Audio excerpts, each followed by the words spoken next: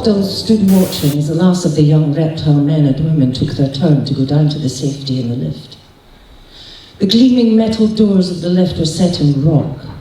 The doors slid open and shut soundlessly, taking another group of Octal's people to safety below the ground.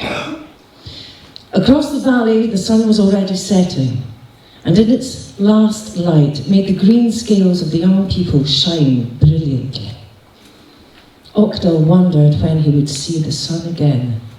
Look, the planet, Cthulhu, the scientist, had come up to Octal and was pointing to the eastern horizon, where the sky was already dark.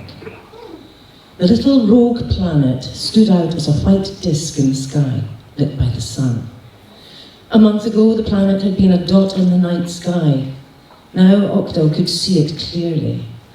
There were patterns on the surface, as though it too, like Earth, had seas and mountains. The little planet was travelling at enormous speed towards Earth. Octal asked, could there be life on it? It's been travelling through space for millions of years, said Cthulhu. Life is only possible on a planet if it goes round a sun and gets warmth. You are sure it will not collide with Earth, said Octal. Our astronomers calculate that it will sweep by Earth, said Cthulhu patiently. Our seas will rise up in great waves, and for some days the air will be drawn up from the surface of our planet. But the air will come back, and the seas will settle down again. Octal had heard all this before, but he was old enough to know that even scientists could make mistakes. The planet was first seen 2 years ago. Once the scientists had made the Earth government understand the danger, the government ordered the building of these deep shelters.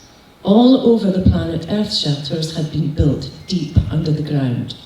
The scientists could not say how long the population must stay in the shelters. It could be days, or even weeks.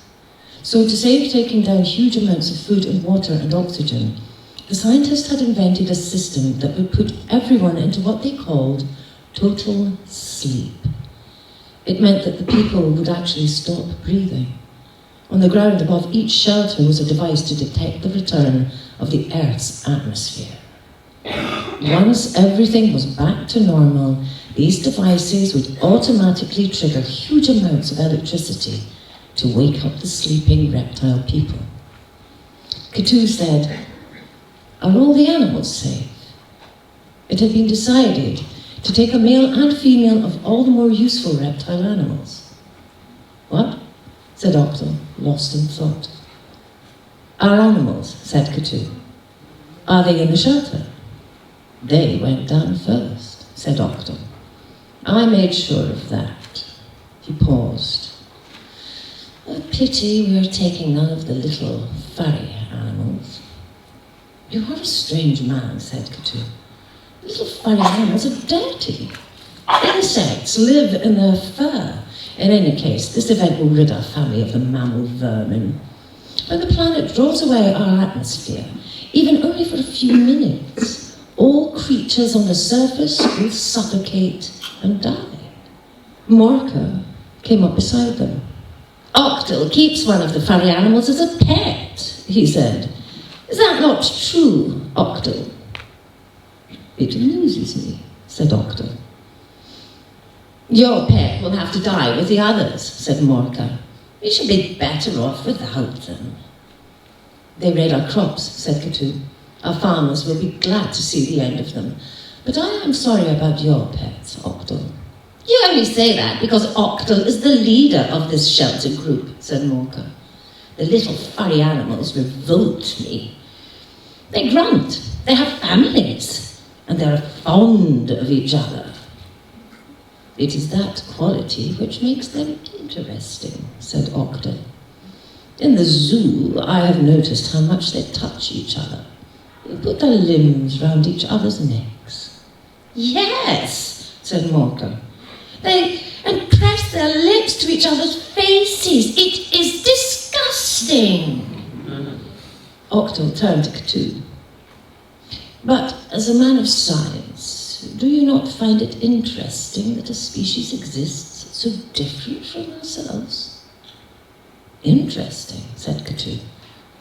But I do not care to be near them. They also smell. Very true, said Morka. Shall we go into the shelter? I shall follow shortly, said Octo. Morka and Katu walked away towards the lift. Octo turned and looked again across the valley. The sun was now deep in the western horizon. He wanted to take a last look at the metal domes of the city. It was a pity that so many animals were to die. Nearby, a huge lizard was quietly munching leaves from a fern, but there was only room in the shelters for a selected few. Octo turned to follow the others. Then he heard a familiar sound and paused to look back into the valley. About 20 of the furry animals were racing across open ground, babies clinging to the backs of some of the mothers.